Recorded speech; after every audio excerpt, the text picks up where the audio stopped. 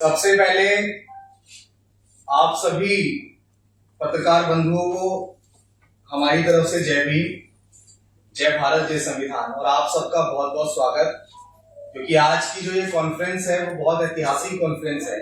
क्योंकि आज मैं आपके सामने एक शायर या महज एक कार्यकर्ता के रूप में नहीं बैठा हूं, मैं आपके सामने उस यात्री के रूप में बैठा हूं जिसने अपने पैरों से वो रास्ते नापे हैं जो बाबा साहेब के सपनों तक जाते हैं। हमने देश में दो महत्वपूर्ण यात्राएं की, जैसा कि आप सब लोगों ने सोशल मीडिया के माध्यम से देखा भी होगा। हमारी पहली यात्रा थी जिसको हमने डॉक्टर बाबा साहेब अम्बेडकर की जन्मस्थली मध्य प्रदेश के महू से शुरू किया था, और उसके लिए हमने एक नारा लगाया था कि अम्बेडकरवादी नेता साथ में आओ। जितना हमने पर्सनली जाना कि बिखर के कभी भी हम लोग इस देश के हुक्मरान नहीं बन सकते हैं।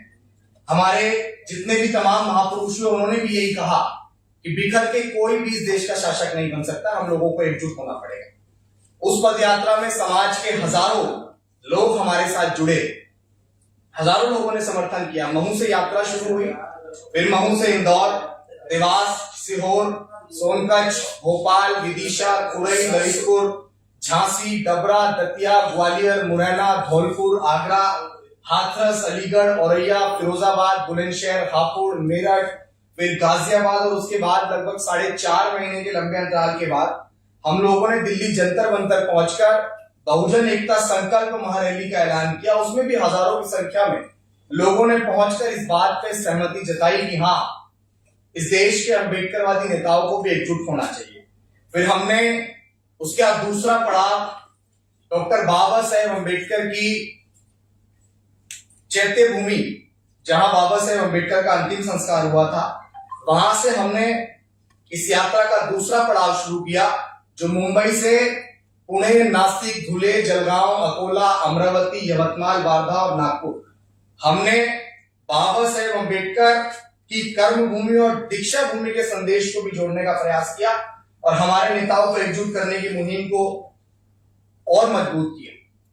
मैं आप सभी को, पत्रकार बंधुओं को, और इस प्रेस कॉन्फ्रेंस के माध्यम से हम पूरे देश को ये बताना चाहते हैं कि आज मुझे अपना घर छोड़े लगभग 1 साल से ज्यादा हो गया है। मैं अपने घर नहीं गया, क्योंकि ये रास्ता, जिस रास्ते को मैंने चुना, मैंने इसको अपना घर मान लिया। मैंने अपना सुख, अपना चैन, अपना आराम सब इस मूवमेंट, इस मिशन को समर्पित कर दिया। और हमारे साथ बहुत सारे साथी जो आज मंच पे भी आपको दिख रहे हैं, वो तमाम साथी हैं जिन्होंने इस यात्रा में समय समय पर वो मजबूती प्रदान करने का काम किया, वो समय देने का काम किया, जिसकी वजह से आज अभिषेक आप सबके सामने ये कॉन्फ्रेंस कर रहा है। लेकिन सबसे महत्वपूर्ण बात की, इन यात्राओं ने हमें एक सच्चाई सिखाई सभी साथियों को कि व्यक्तिगत आंदोलन से केवल एक चिंगारी, एक आग जलाई जा सकती है, लेकिन रोशनी तभी होगी जब हम सब मिलकर एक संघ खड़ा करें। आज अम्बेडकरवादी नेता और संगठन अलग अलग नदियों की तरह बिखरे हुए हैं। कोई छोटी नदी है, कोई बड़ी धारा है, लेकिन अगर ये सब मिल जाएं तो एक ऐसा समुद्र बन सकता है जिसे कोई रोक नहीं सकता। और यही हमारा संकल्प है, यही हमारा विजन है।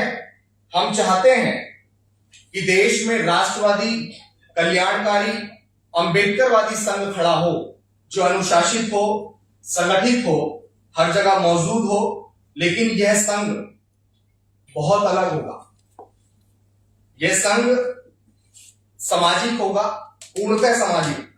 इसका मकसद केवल सत्ता की भूख नहीं है, इसका मकसद सत्ता को साधन बनाकर बाबा साहेब अम्बेडकर के सामाजिक परिवर्तन और तमाम महापुरुषों के उस आर्थिक मुक्ति के आंदोलन को सफल करना होगा। यह संघ अम्बेडकरवादी नेताओं का महागठबंधन बनने का भरसक प्रयास करेगा, ताकि बाबा साहेब अम्बेडकर का कारवां अधूरा ना रहे। साथियों, आज पत्रकार बंधुओं, आज हम लोग संगठन की कोई औपचारिक घोषणा नहीं कर रहे हैं। आज हम उस संघ की कोई औपचारिक घोषणा नहीं कर रहे हैं, बल्कि आज की ये प्रेस कॉन्फ्रेंस सिर्फ एक सूचना है कि आने वाली 23 सितंबर को दिल्ली के एनडीएमसी कन्वेंशन सेंटर में, जो यहां से बहुत नियर बाय है, जंतर मंतर के पास, वहां पे हम सब मिलकर इस विचार को एक संघ का रूप देंगे। वहां से ये आंदोलन एक नए अध्याय की शुरुआत करेगा। मैं दोबारा इस बात को दोहरा दूं कि 23 सितंबर देश के तमाम अम्बेडकरवादियों के लिए बहुत बड़ा दिन है, क्योंकि 23 सितंबर को डॉक्टर बाबा साहेब अम्बेडकर ने सियाजी बाग में बैठकर संकल्प लिया था कि जब तक मैं अपने समाज को इन जातिगत गुलामी की बेड़ियों से आजाद नहीं करा दूंगा, जब तक मैं चैन से नहीं बैठूंगा। लेकिन इस संघ की सबसे बड़ी पहचान क्या होगी? ये बात बहुत प्रकाश डालने वाली होगी, बहुत समझने वाली होगी। शायद ऐसा आज तक इस अम्बेडकर मूवमेंट में नहीं हुआ है। इस संघ की सबसे बड़ी पहचान होगी कि चाहे कोई हमारी आलोचना करे, चाहे इस संघ की आलोचना करे, लेकिन हमारी जिम्मेदारी कभी नहीं बनती।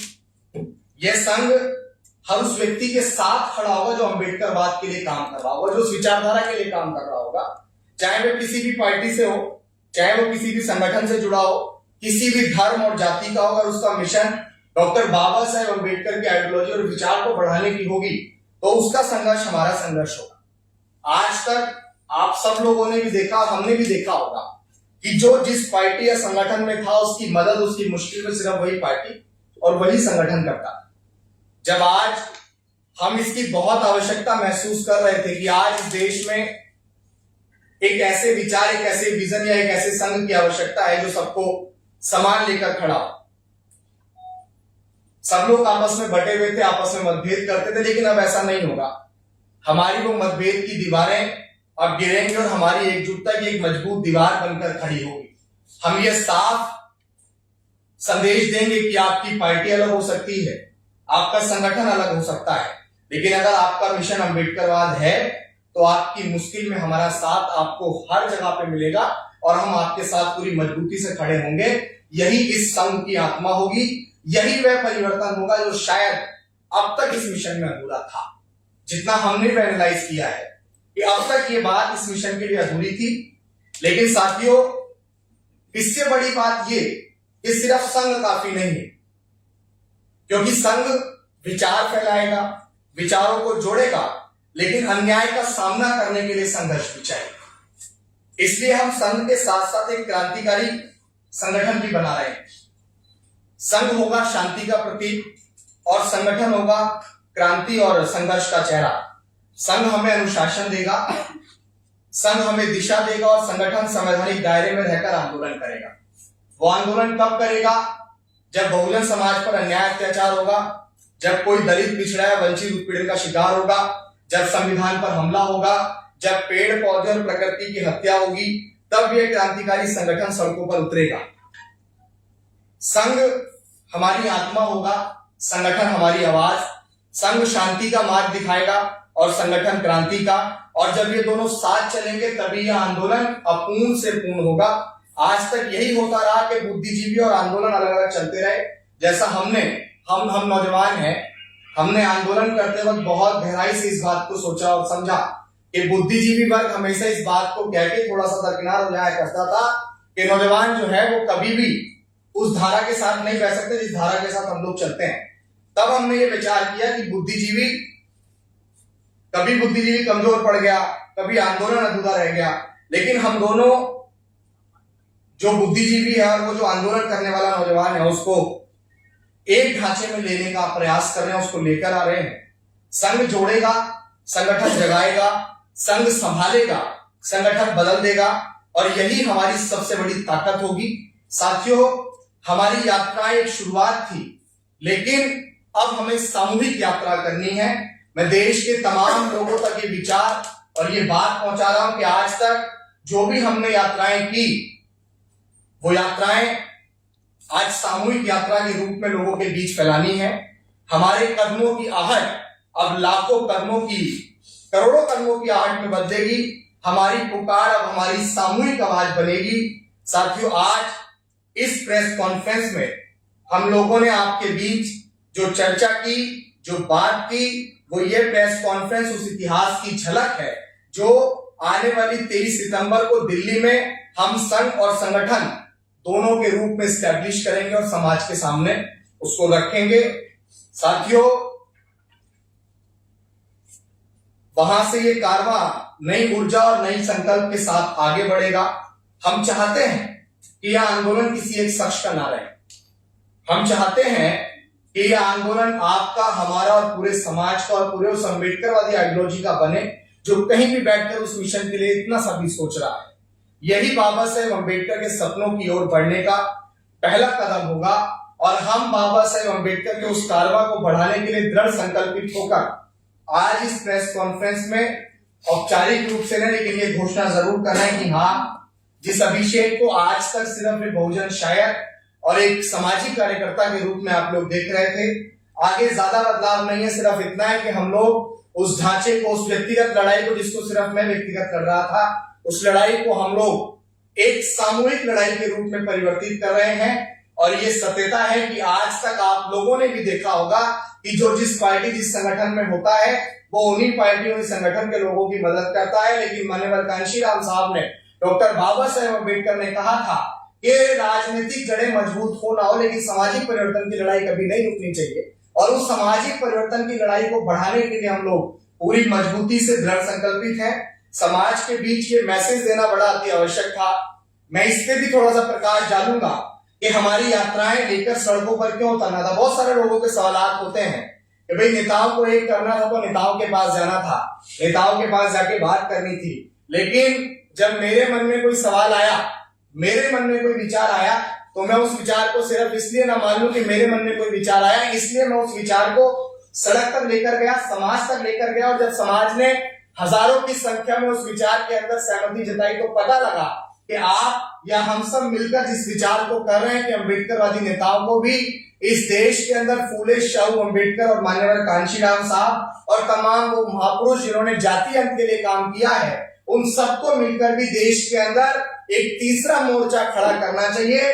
मैं आज इस प्रेस कॉन्फ्रेंस के माध्यम से अपने तमाम अम्बेडकरवादी नेताओं से भी ये सवाल करना चाहता हूं कि जब भारतीय जनता पार्टी के लोग एनडीए जैसा गठबंधन बनाकर, छोटे छोटे बड़े बड़े दलों के साथ गठबंधन बनाकर देश के अंदर शासन सत्ता पर स्थापित हो सकते हैं, वो कांग्रेस पार्टी जिसने डॉक्टर बाबा साहेब अम्बेडकर को जीते जी और मरणोपरांत सम्मान नहीं दिया, वो कांग्रेस पार्टी जब इंडिया जैसा गठबंधन बनाकर छोटे छोटे और बड़े बड़े दलों के साथ भी देश का मजबूत विपक्ष बन सकता है, तो फूले शाहू अम्बेडकर की आइडियोलॉजी में काम करने वाले लोग आज देश में तीसरे मोर्चे के रूप में क्यों खड़े नहीं हो सकते हैं? हम उस शासन सत्ता की ओर बढ़ने के लिए क्यों स्टैब्लिश नहीं हो सकते हैं? लेकिन आज इस प्रेस कॉन्फ्रेंस में मैं अपने नेताओं से, तमाम अम्बेडकरवादी पॉलिटिकल पार्टी से ये कहना चाहता हूं कि आप सब लोग बेहद विनम्रता पूर्वक हम तो निवेदन कर रहे हैं, समाज के सभी लोग मिलकर निवेदन कर रहे हैं कि विनम्रता पूर्वक आप लोग कोई नीति बनाइए, कोई रणनीति बनाइए, लेकिन देश में उत्तर प्रदेश के 2027 और आने वाले 2029 की लोकसभा से पहले आप सबको बैठकर आपस में मर्ज होकर देश का तीसरा मोर्चा बनकर खड़ा होगा। वरना हम लोग अब आपको शांति से नहीं बैठने देंगे, क्योंकि ये सामूहिक लड़ाई है। आपके आपस के मतभेद और उस मतभेद की लड़ाई के चक्कर में पूरे समाज का, फूले शाहू अम्बेडकर और मान्यवर कांशीराम साहब का और देश में अम्बेडकरवाद के नाम पे जो पॉलिटिक्स हो रही थी, वो पॉलिटिक्स दिन पर दिन बिल्कुल जीरो हो रही है और उस पॉलिटिक्स को जीरो होता हुआ नहीं देख सकते। बहुत बहुत धन्यवाद साथियों। मंचासीन जो लोग बैठे हैं, मैं उनसे भी आपका थोड़ा परिचय करवाऊं और सब लोग अपनी अपनी बात रखेंगे। आप मेरे साथ में सवाल पूछने की बात, जब मैं परिचय करवा दूं उसके बाद में आप सवाल पूछ लीजिएगा। मैं आपको बता दूं कि हमारे साथ भाई रोशिंदर जी हैं, जो एनएसजी में कमांडो रहे। सद्गुरु रविदास मंदिर आंदोलन 2019 में अपनी नौकरी से छुट्टी लेकर आए थे, लेकिन उस दिन क्या हुआ आप सब लोगों ने बहुत भली भांति देखा कि किस प्रकार से सरकारों ने हमारे ऊपर लाठीचार्ज करवाई, किस प्रकार से हमारे बेगुनाह 96 लोगों को जेल जाना पड़ा। उसमें भाई रोशिंदर भाई भी थे और उसके बाद में ये उसके अंडर आ गए और इनके ऊपर इनकी मतलब कुल मिला के हुआ कि इनको नौकरी से बर्खास्त कर दिया गया और आज तक भी उस नौकरी को इनको नहीं दिया गया। और हमारे साथ में आदरणीय स्वराज सिंह जी हैं, जो 17,000 किलोमीटर के पदयात्री हैं, जिन्होंने देश भर में और हमारे रहबर मान्यवर कांशीराम साहब के साथ भी काम किया। हमारे साथ में प्रताप सिंह हरिद्वार जी हैं, जो मध्य प्रदेश के छतरपुर से हैं, पूर्व में बहुत सारे सामाजिक आंदोलनों में अपनी भागीदारी निभाई है। हमारे साथ में प्रधान जी हैं, आप सब लोगों ने बहुत मजबूती से देखा होगा ये भी इन्होंने भी निरंतर समाज में जिस भी तरीके से आर्थिक स्थिति से जो लोग भी इस मूवमेंट को स्टैब्लिश करना चाहते हैं उन्होंने उनका हमेशा साथ दिया। हमारे साथ योगराज जी हैं, आप जनपद बुलंदशहर के खुर्जा से हैं। आपने भी इस मूवमेंट के लिए निरंतर समर्पण और भाव के साथ काम किया। आप आकाश जाटव हैं, आप भी निरंतर इस मूवमेंट के लिए काम करते हैं। आप बिंद्रा जी हैं, आप भी एक रविदासिया संघ है, संगठन है हमारा जो इसी विचार के लिए काम कर रहा है। बिंद्रा जी भी हमारे इस विचार के साथ हमारे साथ। आपका बहुत बहुत धन्यवाद। और एक और शख्सियत भाई राजेश जाटव जी आपके सामने बैठे हुए हैं, उन्होंने मध्य प्रदेश पुलिस में थे, अभी इस मूवमेंट इस विजन को जानकर बीआरएस लेकर हमारे साथ इस आंदोलन में अपना पूरा समर्थन देकर आगे बढ़ने का हमें भरोसा दिया। वो हमारे साथ इस लड़ाई की मजबूती से लड़ने के लिए तैयार है।